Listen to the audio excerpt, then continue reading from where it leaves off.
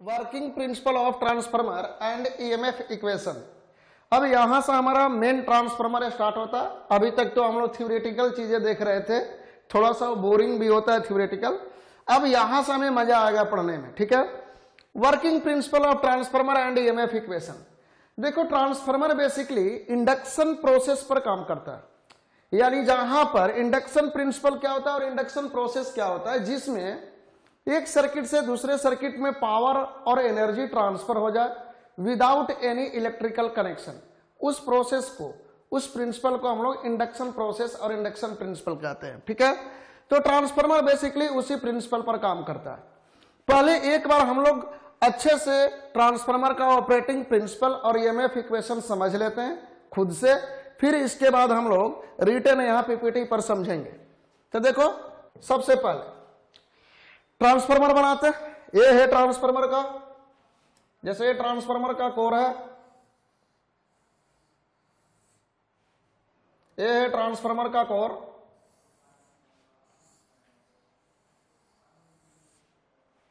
Transformer का core, ठीक है। यहां पर क्या होता है हमारा, यहां पर हम लोग रख दिए प्राइमरी वाइंडिंग।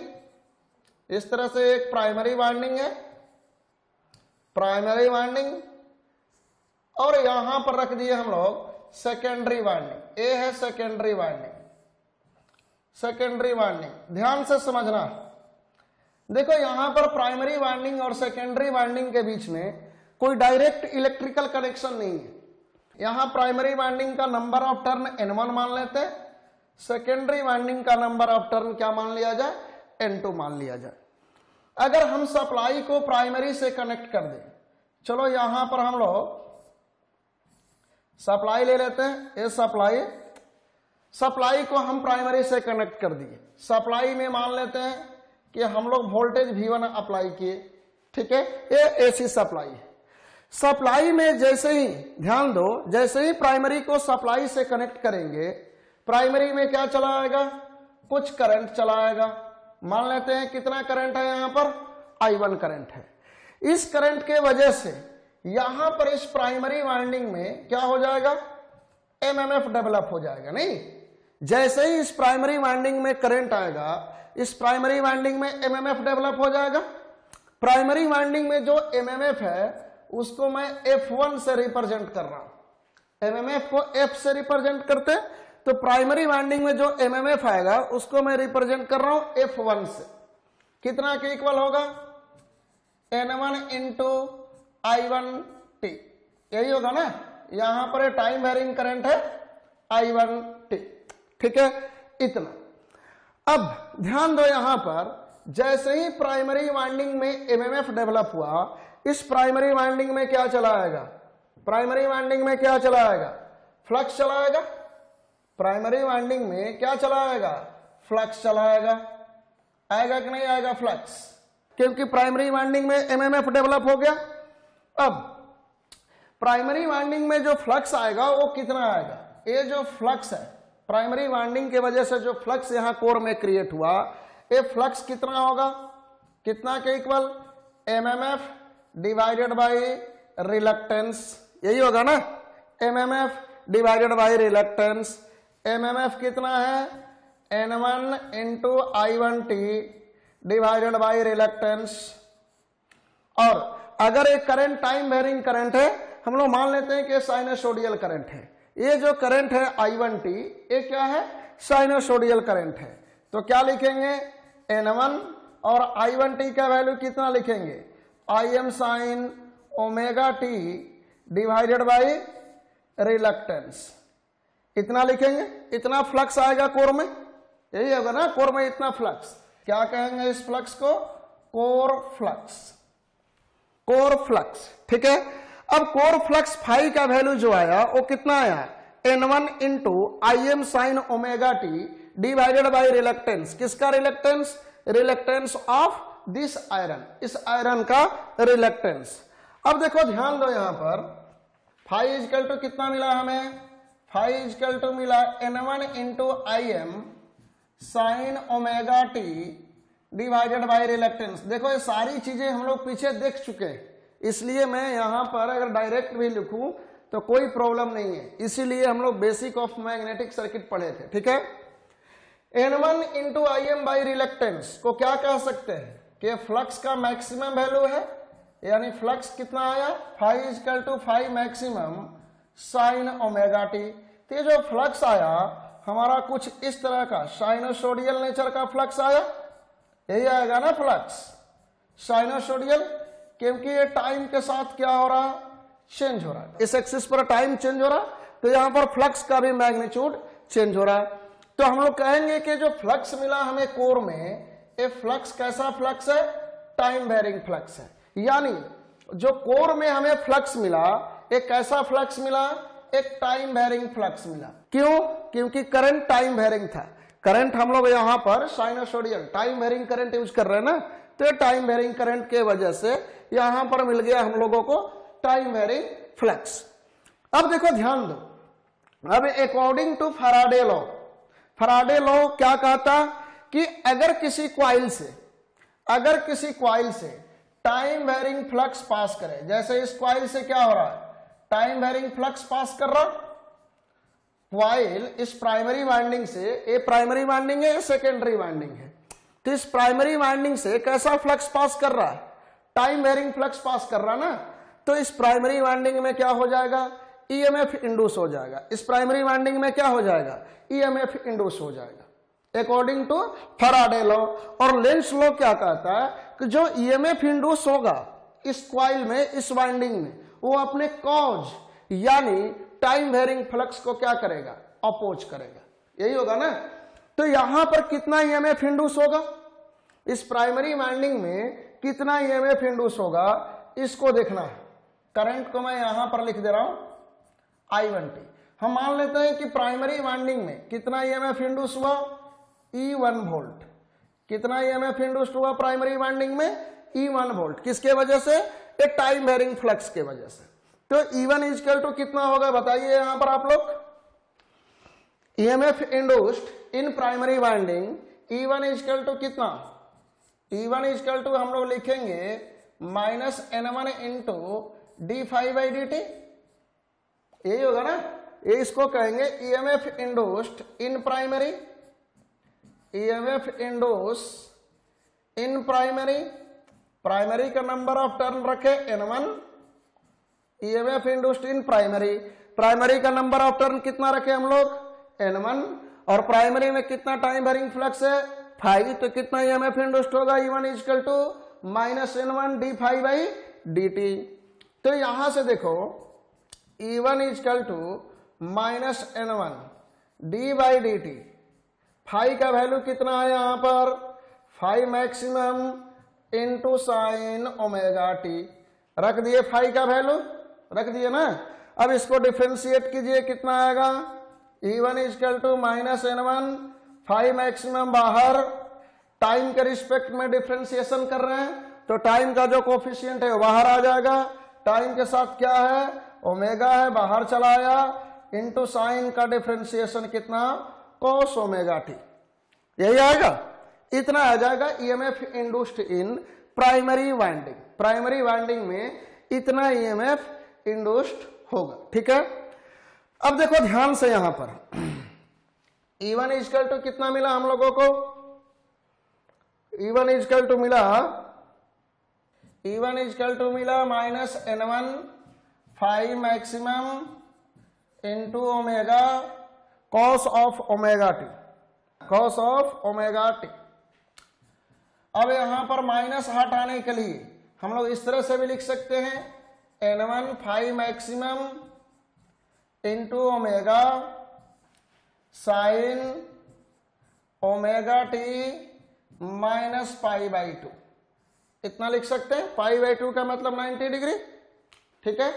माइनस यहां पर हटाने के लिए कुछ इस तरह से लिख सकते हैं कि नहीं लिख सकते। तो इतना मिला E1। ये जो E1 का वैल्यू मिला ये टाइम डिपेंडेंट है, टाइम के साथ चेंज होगा। यहां से देखो ये जो E1 का वैल्यू मिला ये टाइम डिपेंडेंट है, टाइम के साथ चेंज होगा।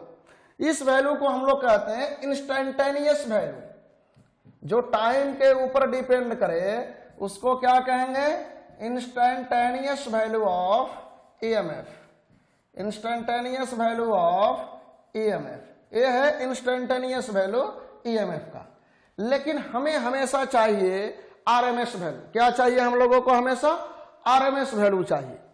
तो E1 आरएमएस कितना के इक्वल होगा? E1 आरएमएस हम मान लेते हैं कैपिटल E1 है, कितना के इक्वल होगा? ये साइन के कोफिशिएंट में जितना भी वैल्यू है ये मैक्सिमम वैल्यू को इंडिकेट कर रहा, यानी E1 का मैक्सिमम वैल्यू इतना है। E1 का मैक्सिमम वैल्यू कितना है? N1 5 मैक्सिमम इंटू ओमेगा, ये मैक्सिमम वैल्यू डिवाइड किससे कर देंगे? √2 से। यही होगा ना, इतना आरएमएस वैल्यू आएगा। अब देखो ध्यान दो, हम लोग पहले से जानते हैं, क्या जानते हैं? जो ओमेगा का वैल्यू होता है वो कितना के इक्वल होता? 2πf। ओमेगा कितना के इक्वल होता? 2πf। अच्छे से हम लोग जानते हैं, मैं पीछे बताया हूं। ये सप्लाई फ्रीक्वेंसी है ओमेगा इन रेडियन पर सेकेंड, और एफ क्या है? Supply frequency in hertz. पीछे हम लोग देखे हुए इसको, ठीक है। तो ओमेगा का वैल्यू रख दो, तो जो आरएमएस वैल्यू आएगा E1 का, E1 कितना के equal? N1 5 maximum into 2πf divided by कितना? √2। इसको सॉल्व कीजिए, 2π को √2 से सॉल्व करो, कितना आएगा? 4.44 f of N1 into 5 maximum. इतना आएगा आरएमएस वैल्यू किसका? प्राइमरी में जो ईएमएफ इंड्यूस होगा उसका। यानी प्राइमरी में जो इंड्यूस्ड ईएमएफ, प्राइमरी में जो वोल्टेज इंड्यूस हुआ due to time varying flux, किसके वजह से? टाइम वेरिंग फ्लक्स के वजह से, वो E1 equal to 4.44 f of N1 into 5 maximum होगा। ठीक है, इतना।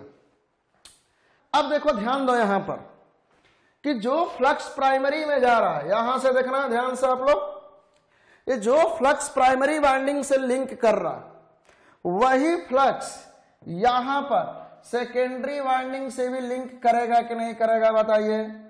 वही फ्लक्स यहां पर सेकेंडरी वाइंडिंग से भी लिंक करेगा कि नहीं करेगा?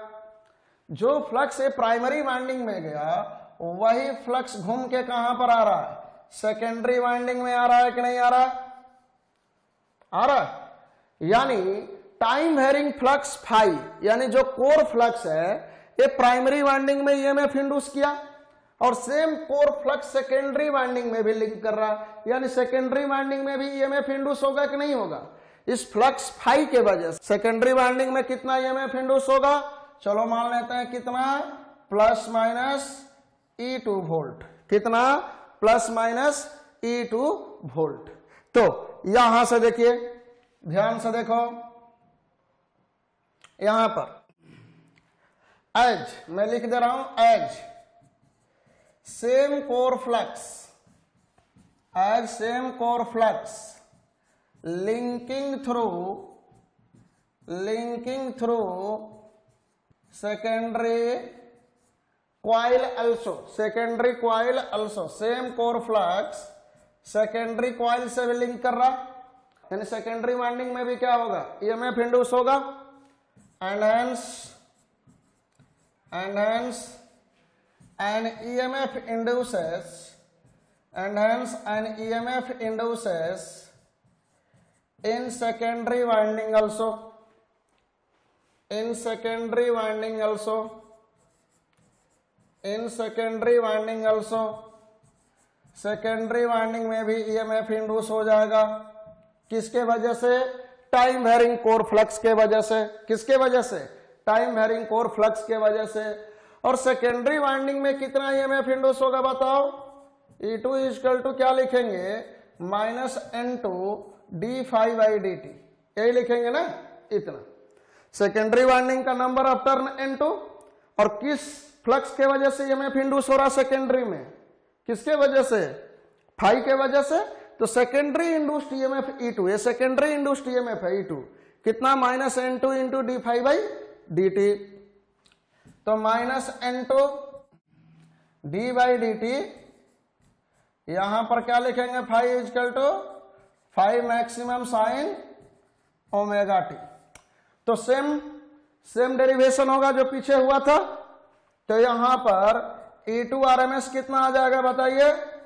बस जहां पर नंबर ऑफ टर्न पीछे N1 था अब वहां पर N2 रख दो, बाकी सब सेम होगा। तो E2 RMS equal to capital E2 कितना के equal 4.44 f of N2 into 5 maximum. इतना EMF इंड्यूस्ड होगा सेकेंडरी वाइंडिंग में, इतना EMF इंड्यूस्ड होगा सेकेंडरी वाइंडिंग में। ठीक है, बात समझ में आया? It's okay. इतना EMF कहां पर इंड्यूस होगा? RMS EMF कहां पर मिलेगा? सेकेंडरी वाइंडिंग में मिलेगा। ठीक है, अब देखो ध्यान दो यहां पर E1 इक्वल टू कितना मिला?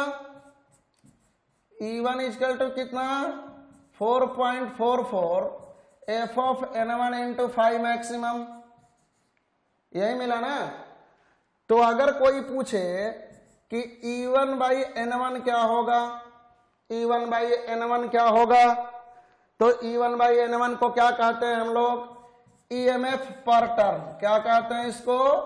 EMF पर टर्न इन प्राइमरी। कितना के इक्वल मिलेगा EMF पर turn in primary? E1 by N1 कितना के इक्वल? ये मिलेगा 4.44 f ऑफ इंटू 5 मैक्सिमम, यही मिलेगा ना EMF पर टर्न इन प्राइमरी। ठीक है, उसी तरह से सेकेंडरी में देखो, सेकेंडरी में कितना RMS EMF E2 4.44 f of N2 into 5 maximum. तो अगर कोई आपसे पूछे कि बताओ E2 बाई N2 कितना होगा, E2 बाई N2 कितना होगा, तो आप कहोगे 4.44 f ऑफ इंटू 5 मैक्सिमम होगा, यही होगा ना E2 बाई N2। और ये E2 बाई N2 क्या है? EMF पर टर्न ऑफ सेकेंडरी। इसको क्या कहेंगे? EMF पर टर्न, यानी एक टर्न में कितना EMF है सेकेंडरी में?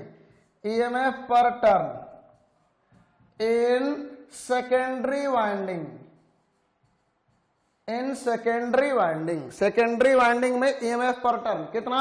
E2 by N2 4.44 f of into 5 maximum.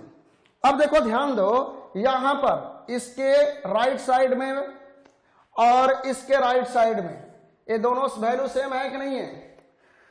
EMF पर टर्न इन प्राइमरी किसके इक्वल आएगा? EMF पर टर्न इन सेकेंडरी। जब राइट साइड इक्वल है तो लेफ्ट साइड भी क्या होगा हमारा? इक्वल होगा कि नहीं होगा? देखो ये दोनों का राइट साइड इक्वेशन का, दोनों इक्वेशन का राइट साइड सेम है 4.44 f ऑफ 5 मैक्सिमम। तो हम लोग क्या कहेंगे? हम लोग ये कहेंगे from above discussion, from above discussion कि E1 बाई N1 किसके इक्वल है? E2 बाई N2 के, E2 बाई N2 के। यानी E1 बाई E2 किसके इक्वल चला आएगा? N1 by N2। और इसी को हम लोग कहते हैं टर्न रेशियो या फिर ट्रांसफॉर्मेशन रेशियो। ये जो है N1 by N2, N1 by N2 जो मिला इसको हम लोग A से रिप्रेजेंट करते हैं, और इसी को क्या कहते हैं हम लोग N1 बाई N2 को? Turn ratio. क्या कहेंगे? टर्न रेशियो या फिर ट्रांसफॉर्मेशन रेशियो। तो देखिए ये ध्यान दो, ये ट्रांसफार्मर का operating principle and EMF equation हम लोग डिस्कस किए। थोड़ा इसी को अगर बहुत डिटेल में देखना हो, लैंग्वेज में देखना हो, तो चलो देखो यहाँ PPT पर समझते हैं। ये तो हम लोग देखे अपना ओवरऑल व्यू। ठीक है, देखो working principle of transformer and EMF equation. जैसे ट्रांसफार्मर है, इस ट्रांसफार्मर का यहां पर ये है प्राइमरी वाइंडिंग, ये प्राइमरी वाइंडिंग है, प्राइमरी वाइंडिंग, और यहां पर ये है सेकेंडरी वाइंडिंग। क्या है? Secondary winding. देखिए ध्यान से, प्राइमरी वाइंडिंग में जब हम लोग करंट दिए, प्राइमरी वाइंडिंग में क्या सप्लाई किए? कुछ करंट यहां से सप्लाई किए प्राइमरी वाइंडिंग में। प्राइमरी वाइंडिंग में मान लेते हैं कितना करंट सप्लाई किए हम लोग, I1। एक करंट वाइंडिंग में देखो कैसे जा रहा है, यहां से इस तरह, फिर बैक होके फिर से इस तरह। प्राइमरी वाइंडिंग में करंट, प्राइमरी वाइंडिंग में करंट के वजह से यहां पर एमएमएफ आ जाएगा, और उसी एमएमएफ के वजह से प्राइमरी वाइंडिंग में क्या आएगा, फ्लक्स आएगा। फ्लक्स का डायरेक्शन कुछ इस तरह से, ये है ना फ्लक्स का डायरेक्शन। देखो फ्लक्स इस तरह से मूव कर रहा है कि नहीं कर रहा, दिख रहा है फ्लक्स मूव करते हुए। इस तरह से आयरन कोर में फ्लक्स मूव करेगा। ठीक है, पहला पॉइंट क्या लिखा है, ये सारा पॉइंट हम लोग जानते हैं। A transformer is a static device, transformer static device होता पता है, क्योंकि इसमें कोई रोटेटिंग पार्ट नहीं होता। विच कंसिस्ट टू और मोर स्टेशनरी इलेक्ट्रिक सर्किट, जिसमें दो या दो से ज्यादा इलेक्ट्रिक सर्किट हो सकता है। हम लोग अभी दो इलेक्ट्रिक सर्किट को कंसीडर किए, किसको किसको किए, प्राइमरी को और किसको किए, सेकेंडरी को। ये दो इलेक्ट्रिक सर्किट है, primary and secondary. Electric circuit interlinked by common magnetic circuit, यानी ये जो दोनों इलेक्ट्रिक सर्किट है प्राइमरी एंड सेकेंडरी, ये इंटरलिंक है। किसके थ्रू इंटरलिंक है, ये आयरन कोर के थ्रू। किसके थ्रू, ये आयरन कोर के थ्रू इंटरलिंक है। किसके थ्रू इंटरलिंक है, आयरन कोर के थ्रू इंटरलिंक है। ठीक है, common magnetic circuit for the purpose of transferring electrical energy between them. हमारा पर्पस क्या है कि दोनों इलेक्ट्रिक सर्किट से एनर्जी और पावर को ट्रांसफर किया जाए, प्राइमरी से सेकेंडरी या फिर सेकेंडरी से प्राइमरी, इस तरह से। The transfer of energy from one circuit to another circuit take place without change in frequency. मैं बताया हूं कि जितना फ्रीक्वेंसी यहां पर प्राइमरी में होगा, जैसे प्राइमरी में 50 हर्ज है, तो सेकेंडरी में भी फ्रीक्वेंसी क्या होगा, 50 हर्ज। आप देखे भी हैं कि जो प्राइमरी में ईएमएफ आया था उसका फ्रीक्वेंसी और सेकेंडरी ईएमएफ का फ्रीक्वेंसी सेम आया था कि नहीं आया था, यानी फ्रीक्वेंसी सेम होता है। जो यहां पर फ्रीक्वेंसी होगा, सेम फ्रीक्वेंसी का वोल्टेज आपको यहां पर सेकेंडरी में मिलेगा। ठीक है, द अल्टरनेटिव फ्लक्स, जैसे ही हम लोग करंट देंगे, अल्टरनेटिंग करंट देंगे ट्रांसफार्मर में, अल्टरनेटिंग जैसे ही करंट देंगे, अल्टरनेटिंग फ्लक्स सेटअप हो जाएगा। जानते हैं कि टाइम वेरिंग करंट के वजह से कोर में टाइम वेरिंग फ्लक्स आ जाएगा, नहीं। The alternating flux links the turn N1, यानी प्राइमरी वाइंडिंग में टर्न है N1, time varying flux link करेगा प्राइमरी के टर्न N1 से।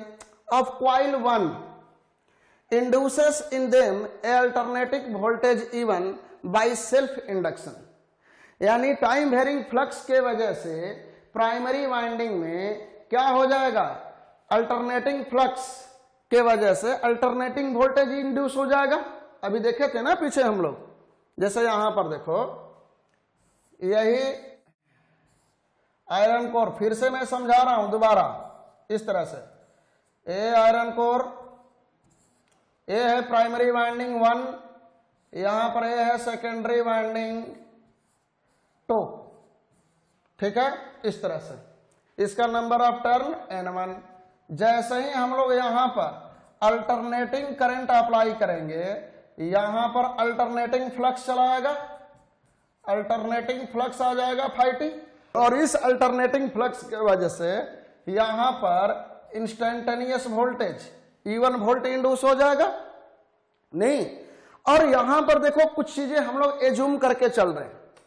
क्या क्या एज्यूम करके चल रहे हैं यहां पर एज्यूम करके ये चल रहे हैं कि जितना भी फ्लक्स प्राइमरी से निकला, देखो ध्यान से, जितना भी फ्लक्स प्राइमरी से निकला वो सारा का सारा फ्लक्स कहां पर चला गया, सेकेंडरी में चला गया।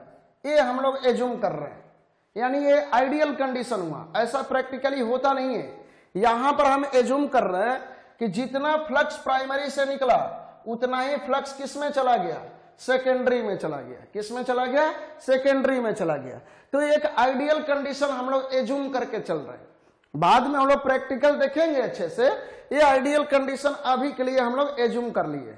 साथ साथ में और क्या एज्यूम कर लिए हैं, ये एज्यूम कर लिए हैं कि कोर लॉसेस निगलेक्टेड है, यानी कोर में कोई लॉस नहीं है। जो आयरन कोर है इसमें कोई लॉस नहीं है, ये भी हम एज्यूम करके चल रहे हैं अभी के लिए। साथ साथ में देखो ध्यान दो कि जितना भी फ्लक्स प्राइमरी से निकल रहा है सारा का सारा कोर में फ्लो कर रहा है, कोई फ्लक्स लॉस नहीं हो रहा है। इसका मतलब क्या है कि कोर का परमेबिलिटी बहुत हाई है, कोर का परमेबिलिटी बहुत हाई होगा तो सारा का सारा फ्लक्स कहां पर मूव करेगा, कोर में ही मूव करेगा, यानी कोर की परमेबिलिटी इनफाइनाइट है। ये भी एक आइडियल कंडीशन हुआ, इसको भी हम लोग अच्छे से बाद में डिस्कस करेंगे, ठीक है। तो देखो ध्यान दो, यहां पर कुछ सिंप्लीफाइंग एजम्पशन है। क्या क्या है? There are no losses either in the electric circuit और इन द मैग्नेटिक सर्किट। हम लोग मान लिए हैं कि ट्रांसफार्मर में कोई लॉस नहीं है, ना तो वाइंडिंग में लॉस है ना तो कोर में लॉस है, ठीक है। दूसरा, the whole of the magnetic flux confined to the magnetic circuit so there is no leakage flux. सारा का सारा फ्लक्स कोर में ही फ्लो कर रहा है, कोई फ्लक्स लीक नहीं कर रहा बाहर में। इसको भी हम लोग पढ़ेंगे अच्छे से, ठीक है। ये भी एक आइडियल कंडीशन है। Another one is the permeability of the core is infinite। हम लोग मान के चल रहे हैं कि कोर का परमेबिलिटी इनफाइनाइट है, इसलिए सारा का सारा फ्लक्स कहां पर फ्लो कर रहा है, कोर में ही फ्लो कर रहा है। किसमें फ्लो कर रहा है? कोर में ही फ्लो कर रहा है। तो ये सब आइडियल कंडीशन है जो हम लोग एज्यूम करके चल रहे हैं, ठीक है। जैसे ए ट्रांसफार्मर का simple representation, simple representation of transformer, simple representation of transformer, जहां पर ए इसका प्राइमरी वाइंडिंग है,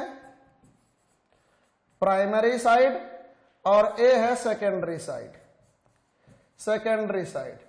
ये हम पहले ही बता चुके हैं कि प्राइमरी साइड वो साइड होगा जो पावर को एब्जॉर्ब करेगा सप्लाई से, जो सप्लाई से पावर को क्या करेगा, एब्जॉर्ब करेगा। सेकेंडरी साइड जो पावर और एनर्जी को क्या करेगा, डिलीवर करेगा, जो पावर और एनर्जी को क्या करेगा, डिलीवर करेगा।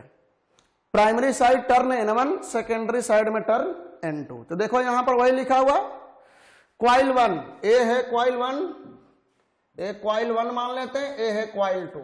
तो देखो क्या लिखा, coil 1 which receive energy from the source. A coil 1 जो सोर्स से एनर्जी लेगा, यहां पर सोर्स कहीं पे कनेक्टेड है, ए है सोर्स, सोर्स से क्वाइल 1 एनर्जी लेगा, तो इसको क्या कहेंगे, क्वाइल 1 को प्राइमरी क्वाइल, और जो लोड को एनर्जी देगा उसको क्या कहेंगे, सेकेंडरी क्वाइल। तो देखो यहां पर source AC supply is called primary coil और प्राइमरी वाइंडिंग, और simply the primary. Coil 2 which is connected to the load, A coil 2 किससे कनेक्टेड होता है, यहां पर ए लोड से कनेक्टेड होता है, लोड से connected to the load and deliver energy is called secondary coil. इसको हम लोग क्या कहेंगे, जो एनर्जी डिलीवर करेगा लोड को, उसको सेकेंडरी क्वाइल कहेंगे। ये सारी चीजें डिस्कस कर चुके हैं, सेकेंडरी क्वाइल और secondary winding. The circuit symbol for two winding transformer is show in figure. इस तरह से टू वाइंडिंग ट्रांसफार्मर को हम लोग रफली रिप्रेजेंट करते हैं। इस तरह से टू वाइंडिंग ट्रांसफार्मर को क्या करते हैं हम लोग, रफली रिप्रेजेंट करते हैं।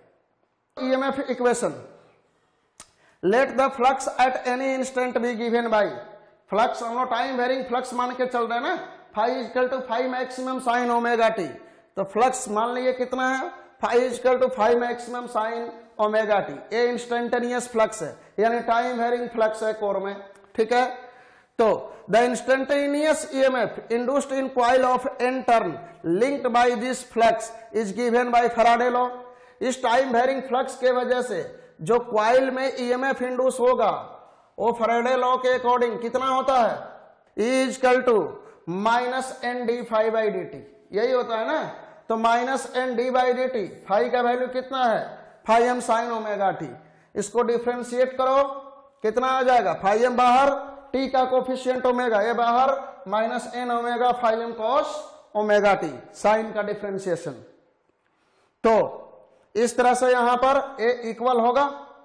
तो कितना इंड्यूस्ड ईएमएफ मिला हम लोगों को, यहां से अगर माइनस हटाना है तो कैसे लिखेंगे, एन ओमेगा फाई एम और कॉस ओमेगा टी को माइनस के साथ क्या लिख सकते हैं हम लोग, sign omega T minus pi by 2, यही लिखेंगे ना।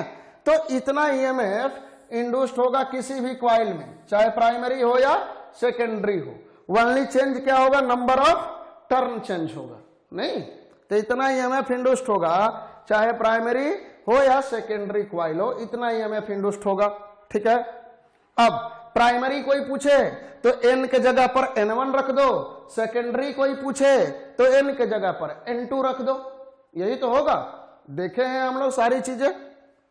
तो देखो यहां पर इस इक्वेशन को कैसे लिख सकते हैं हम लोग, E equal to E M sine omega T minus pi by 2, यानी ये वैल्यू जो है n omega into five M, ये E का मैक्सिमम वैल्यू होगा कि नहीं होगा। साइन और कोसाइन का जो कोफिशिएंट होता है वो मैक्सिमम वैल्यू को रिप्रेजेंट करता है, यानी ये क्या होगा E का मैक्सिमम वैल्यू, और E का मैक्सिमम वैल्यू ई एम, यहां पर देखो ई एम कितना के equal n phi M into omega, इतना, यही आएगा ना ई एम इतना। तो E इक्वल टू कितना लिखा जा सकता है, इसके जगह पर ई एम रख दो, E M sine omega T minus pi by 2। तो E इक्वल टू कितना लिखेंगे, इसके जगह पर ई एम रखो, कितना लिखेंगे E M sine omega T minus pi by 2। जो पीछे किए थे वही चीज है, थोड़ा सा एक दो स्टेप मैं ज्यादा कर दिया हूं यहां पर। अब देखो ध्यान दो, where n omega phi M is maximum value of E, E का मैक्सिमम वैल्यू कितना है n phi M into omega, यही है ना। अब देखो यहां ध्यान से आप लोग, for a sine wave the RMS value to EMF is given by, for EMF, EMF के लिए आरएमएस वैल्यू क्या होगा, ई आरएमएस मान लिए ई के इक्वल, ई आरएमएस है ई के इक्वल, और आरएमएस वैल्यू क्या होता है मैक्सिमम वैल्यू बाई रूट 2। तो मैक्सिमम वैल्यू बाई रूट 2, और मैक्सिमम वैल्यू कितना है n omega into five M, ये ओमेगा का वैल्यू यहां पर रख दिया हम लोग कितना 2 पाई f, यही है ना। मैक्सिमम वैल्यू E का कितना है em, और em का वैल्यू कितना है n omega into five M, यहां पर रख दो em के जगह पर। देखो यहां ई आर एम एस कितना होगा em बाई रूट 2, और em यानी मैक्सिमम वैल्यू ऑफ ईएमएफ कितना है n phi M into omega, तो ई आर एम एस कितना के इक्वल आएगा n phi M into omega by root 2, यही होगा ना। ओमेगा का वैल्यू कितना होगा 2 पाई एफ, तो यहां पर रख दीजिए ई आर एम एस कितना n फाइव एम, ओमेगा कितना है 2 पाई एफ बाई रूट 2। तो यहां से ई आर एम एस देखो कितना मिल जाएगा, यहां से ई आर एम एस कितना मिलेगा हम लोगों को, R M S E M F कितना 4.44 F of N into five M, यही मिलेगा ना, इतना आर एम एस वैल्यू। देख लो यहां पर ई आर एम एस कितना 4.44 F of N into five M, इतना ईएमएफ इंड्यूस्ड होगा किसी भी क्वाइल में, only number of turn change हो जाएगा। प्राइमरी के लिए n के जगह पर n1 रख दो, सेकेंडरी के लिए n के जगह पर क्या रख दिया जाए n2 रख दिया जाए, होगा कि नहीं होगा बोलो। इट्स ओके, समझ में आ रहा है ना। ये सब पीछे देख चुके हैं हम लोग, उसी को यहां पर नीट एंड क्लीन लिखे हैं पीपीटी पर। इसी इक्वेशन को हम लोग ईएमएफ इक्वेशन कहते हैं।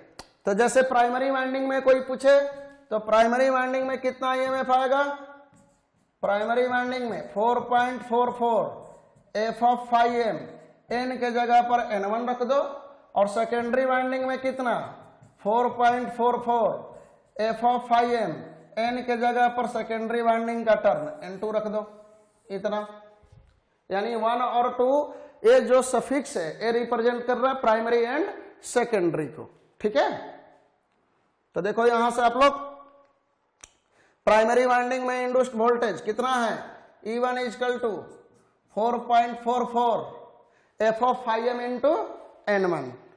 सेकेंडरी वाइंडिंग में कितना है, सेकेंडरी में आरएमएस वोल्टेज कितना आएगा E2 equal to 4.44 phi M into F of n2, यही आएगा। अब देखो यहां पर फिर phi M is the maximum value of flux in weber, F is the frequency in hertz, E1 and E2 are in volt, यही होगा ना। फाइव क्या है, फाइव एम क्या है, कोर में जो मैक्सिमम फ्लक्स है वही है फाइव एम, इसका यूनिट वेबर।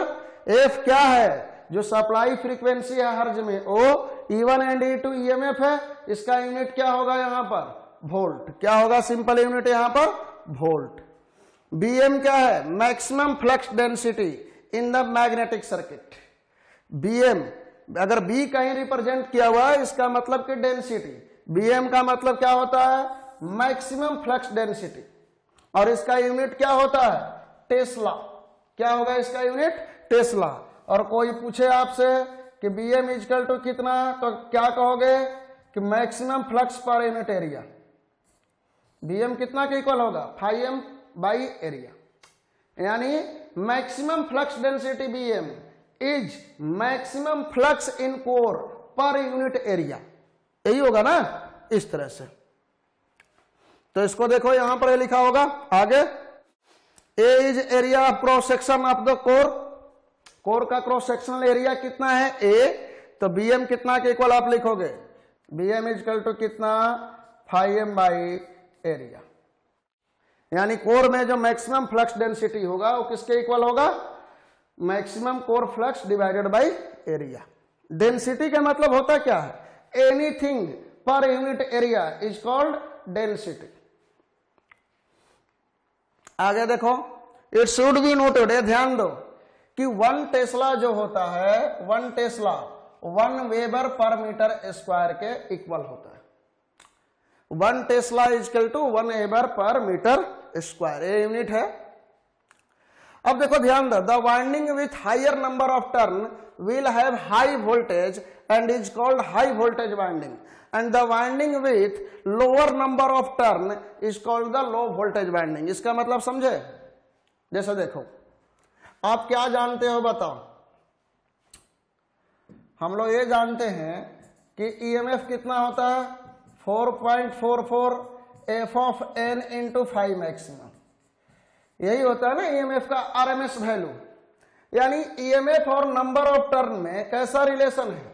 डायरेक्टली प्रोपोर्शनल, यानी E directly proportional N, E directly proportional N. यानी जिस वाइंडिंग में नंबर ऑफ टर्न ज्यादा होगा वहां पर ईएमएफ ज्यादा होगा, यानी वोल्टेज ज्यादा होगा, तो उस वाइंडिंग को क्या कहेंगे? High voltage winding. जैसे एन जिसमें ज्यादा होगा, एन मोर, ईएमएफ भी उस वाइंडिंग में मोर होगा, और उस वाइंडिंग को क्या कहेंगे? High voltage HV winding. और जिस वाइंडिंग में नंबर ऑफ टर्न कम होगा, जिस वाइंडिंग में नंबर ऑफ टर्न कम होगा, उस वाइंडिंग में ईएमएफ यानी वोल्टेज भी कम होगा, और उस वाइंडिंग को हम लोग क्या कहेंगे? Low voltage winding. क्या कहेंगे उस वाइंडिंग को हम लोग? लो वोल्टेज वाइंडिंग। तो प्राइमरी या सेकेंडरी कोई भी हाई वोल्टेज हो सकता है, कोई भी लो वोल्टेज हो सकता है। किसी का भी टर्न ज्यादा हो सकता है, किसी का भी टर्न क्या हो सकता है? कम हो सकता है। इस बात को ध्यान रखना है कि प्राइमरी वाइंडिंग हो या सेकेंडरी वाइंडिंग हो, किसी का भी टर्न ज्यादा हो सकता है, किसी का भी कम हो सकता है।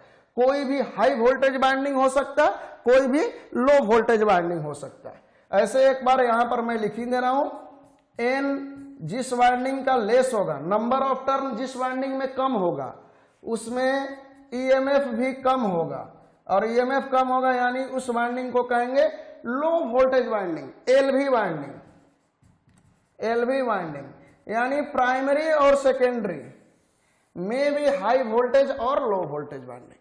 अब कुछ आगे देखते हैं point, voltage ratio and turn ratio. मैं बताया था कि क्या होता है, इसको देखो यहां पर, the ratio E by N is called voltage per turn. ये जानते हैं ना हम लोग, ईएमएफ पर टर्न, या फिर इसी को क्या कहते हैं हम लोग? Voltage per turn.